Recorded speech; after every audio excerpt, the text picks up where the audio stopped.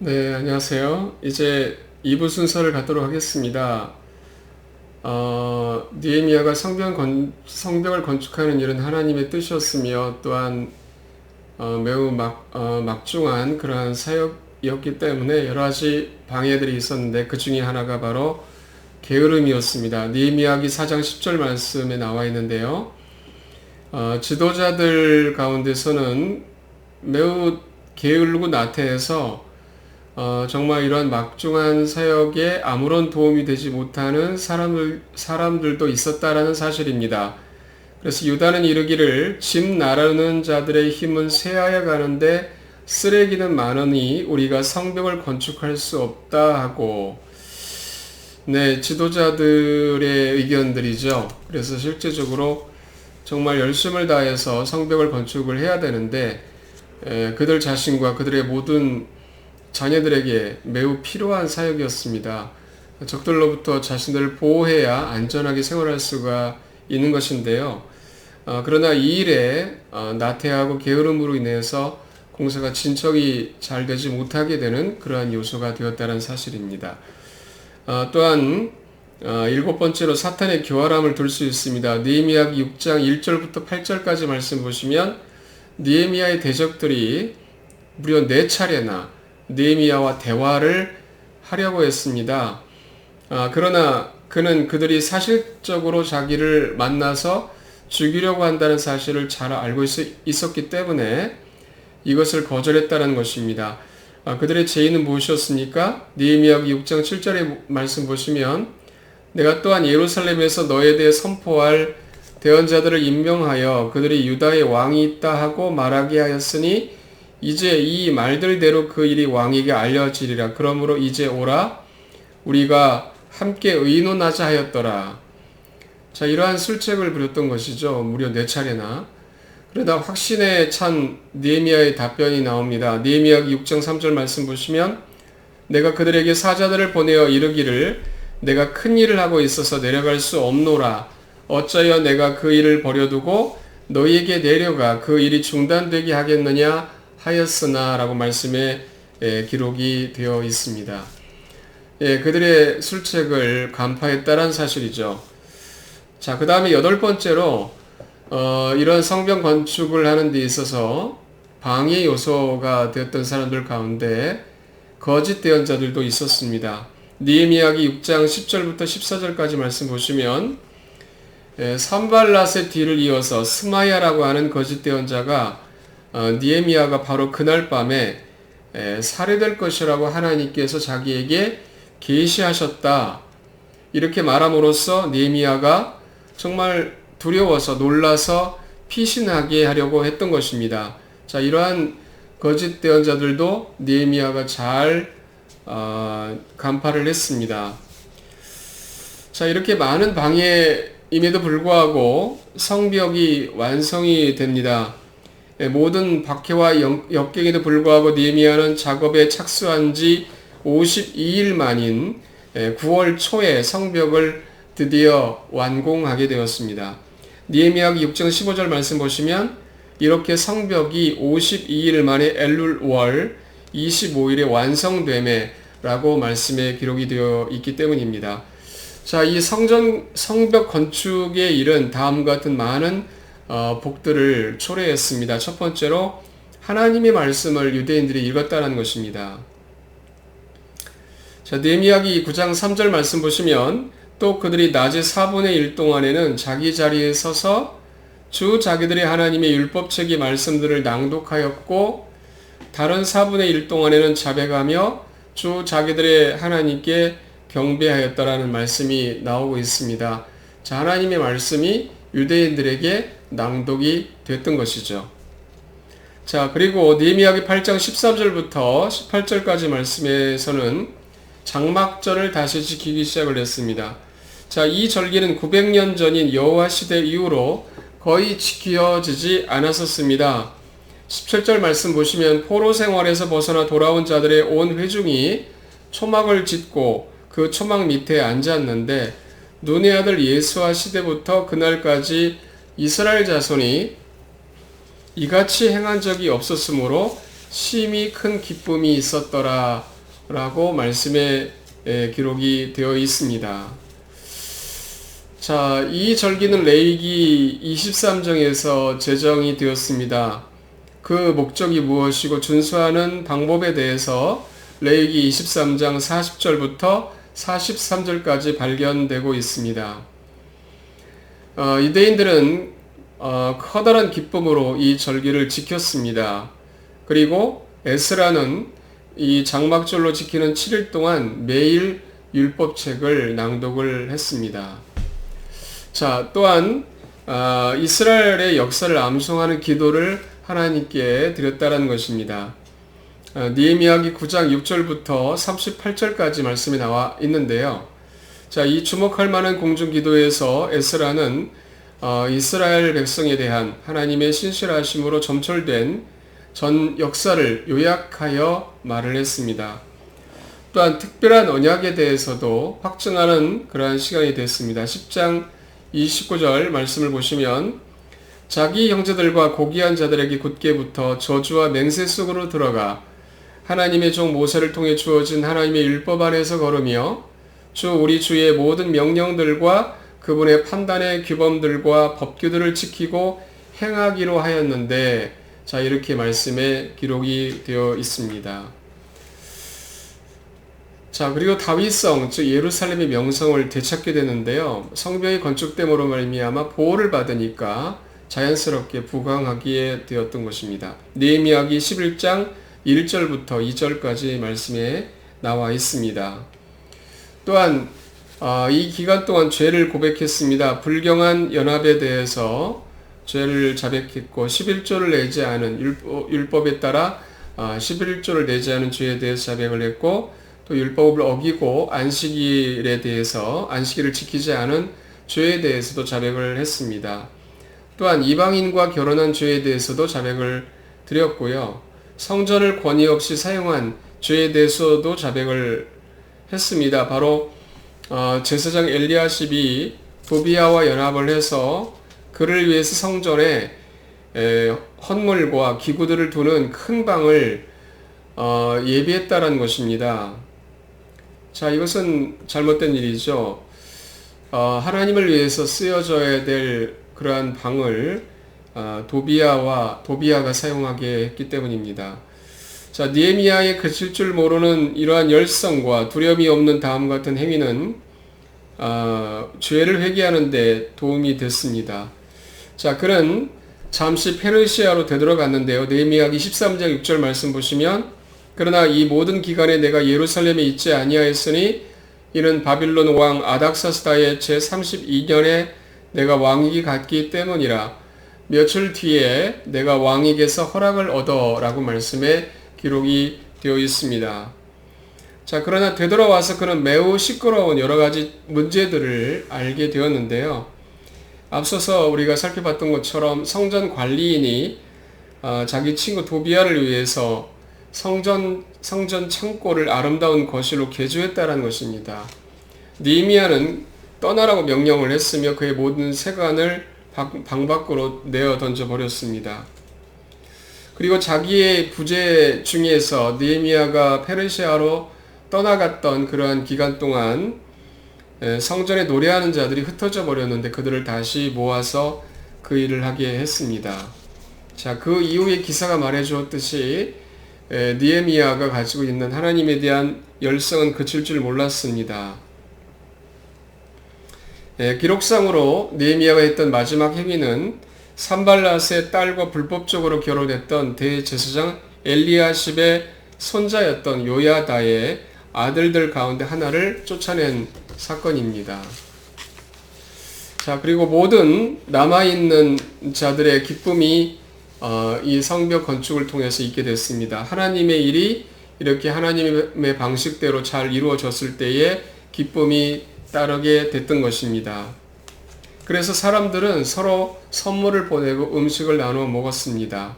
느헤미야기 8장 12절 말씀 보시면 온 백성이 자기들의 길로 가서 먹고 마시며 일부를 보내고 크게 기뻐하였으니 이는 그들이 자기들에게 밝히 드러난 그 말씀들을 이해하였기 때문이더라 라고 기록되어 있습니다. 자, 노래하는 레위 사람들이 있었는데요. 그들이 심벌제를 치며 비파와 하프를 타고 즐거이 봉헌식을 거행하게 되었습니다. 느헤미야는 사람들을 두 무리로 나눴습니다. 자, 무리들은 하나님께 대한 찬양을 올리면서 완성된 성벽 위에 서서 각각 서로 다른 방향으로 걸었습니다. 또한 에스라는 악기를 잡은 특별한 제사장 무리들을 지휘하고 즐거워했습니다. 자, 이 모든 결과로 예루살렘이 즐거워하는 소리가 멀리서도 들리게 됐다라는 기사가 나오고 있습니다. 자, 느헤미야를 통해서 하나님께서 이루신 예루살렘 성벽을 건축하는 그런 큰 공사가 얼마나 많은 유익을 가져왔는지에 대해서도 살펴보았습니다. 자, 이제 느헤미야기에 나타난 그 이스라엘의 역사를 살펴봤는데요. 자, 두 가지 질문에 대해서 답변을 하도록 하겠습니다.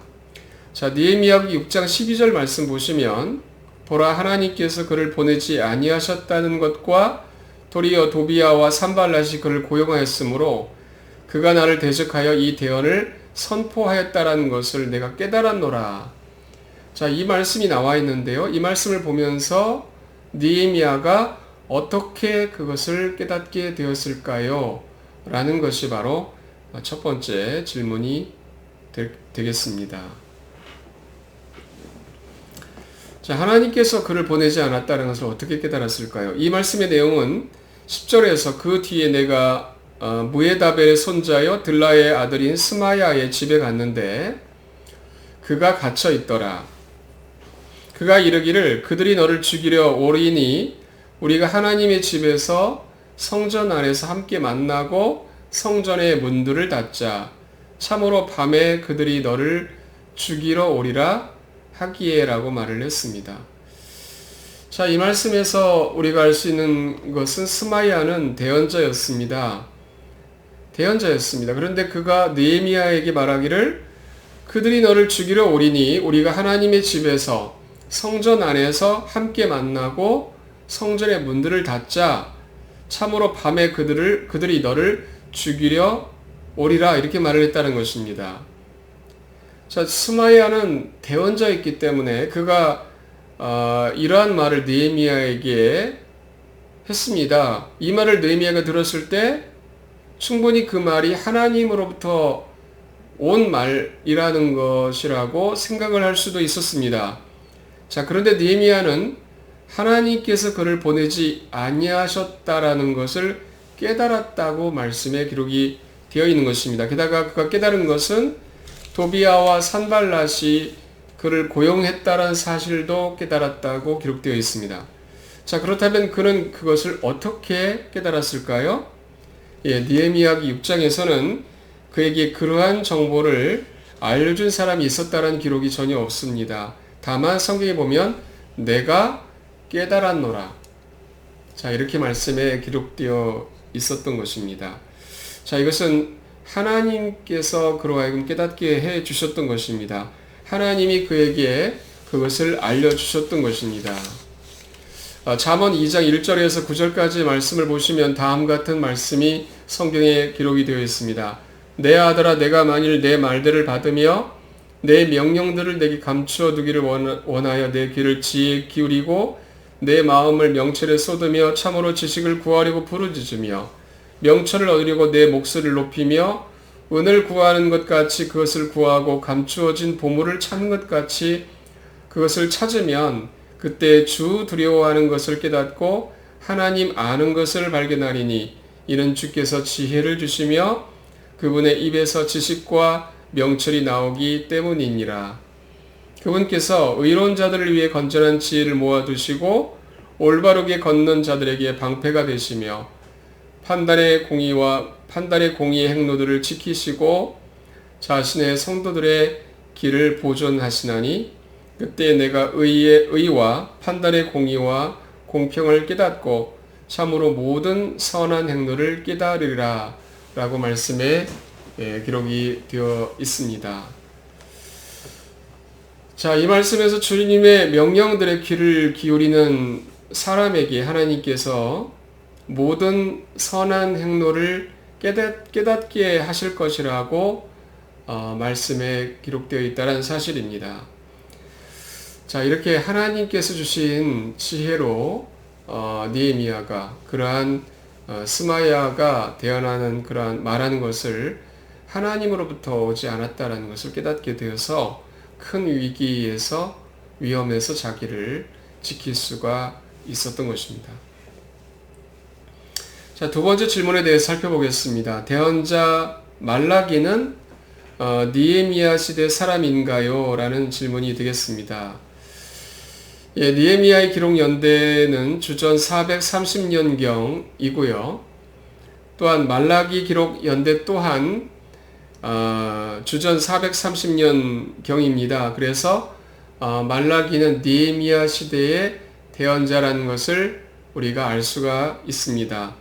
자, 말라기 1장 7절에서 보시면 너희가 내 제단 위에 더러운 빵을 드리고는 말하기를 우리가 어떤 점에서 주를 더럽게 하였나이까 하나니 너희가 말하기를 주의 상은 없인 여기도 된다 하는 점에서 그리하였느니라 라는 하나님의 말씀을 볼 수가 있습니다. 이 말씀에서 주께서는 내 제단이라고 말씀을 하셨기 때문에 분명한 사실은 성전이 건축된 이후에 말라기 대언자가 말라기서를 기록했다는 사실을 알려주고 있습니다. 자, 8절에서는 군대들의 주가 말하노라 너희가 논만 것을 희생물로 드리면 그것이 악하지 아니하냐? 너희가 다리 저는 것과 병든 것을 드리면 그것이 악하지 아니하냐? 이제 그것을 내 총독에게 바쳐보라. 그가 너를 기뻐하겠으며 너를 좋게 받아주겠느냐라고 말씀을 하십니다. 이 말씀에서 하나님께서는 내 총독이라는 말씀을 하셨습니다. 당시 느헤미야는 페르시아에서 파견된 총독이었기 때문에 주님께서는 말라기 대언자를 통하여 말씀하신 내 총독이라는 것은 바로 느헤미야를 가리키는 것이라는 사실을 알 수가 있다는 것입니다. 자, 그리고 말라기 대언자를 통해서 하나님께서 말씀하신 것은 느헤미야가 유대인들을 꾸짖었던 내용과 같은 것임을 볼 수가 있습니다. 말라기서 2장 10절에서 12절 말씀 보시면 우리 모두에게 한 아버지가 계시지 아니하느냐 한 하나님께서 우리를 창조하지 아니하셨느냐 어찌하여 우리가 우리 조상들의 언약을 더럽힘으로 각 사람이 자기 형제를 대적하여 배신하느냐 유다는 배신하였고 이스라엘과 예루살렘 안에서는 가증한 일이 저질러졌나니 유다는 주께서 사랑하시는 것, 즉 그분의 거룩함을 더럽히고 이방신의 딸과 결혼하였느니라. 이 일을 행하는 자가 선생이나 배우는 자나 혹은 군대들의 주께 헌물을 드리는 자라도 주께서 야곱의 장막들 가운데서 그 사람을 끄집어내어 끊으시리라. 자, 이렇게 말씀하셨습니다. 이 말씀에서 하나님께서 유대인들이 이방신의 딸과 결혼한 일을 책망하셨는데 그 일은 느헤미야도 책망을 했다라는 사실입니다.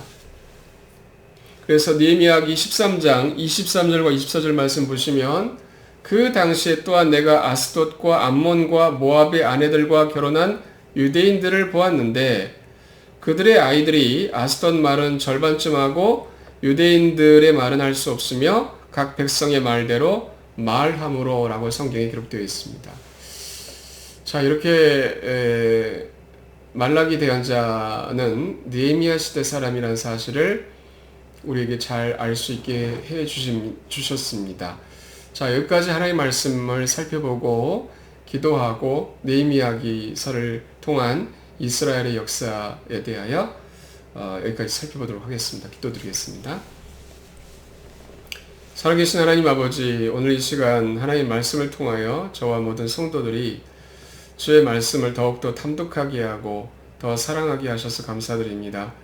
저희들이 주의 말씀 안에 언제나 임박이게 하시고 말씀 안에 거하게 하시고 하나님의 말씀대로 걸어갈 수 있도록 성령님께서 역사해 주시옵소서. 참으로 느헤미야가 총독으로서 예루살렘에 파견되었을 때 참으로 위험한 상황 가운데 하나님이 주신 깨달음으로 그 위험을 피할 수가 있었던 것처럼 저희들도 주님이 주신 지혜로 말미암아 모든 위험으로부터 안전함을 얻을 수 있도록 하나님께서 역사해 주시옵소서. 말씀을 듣는 모든 분들에게 하나님의 빛이 함께 하시기 원하며 감사드립니다. 주 예수 그리스도의 이름으로 기도했습니다. 아멘.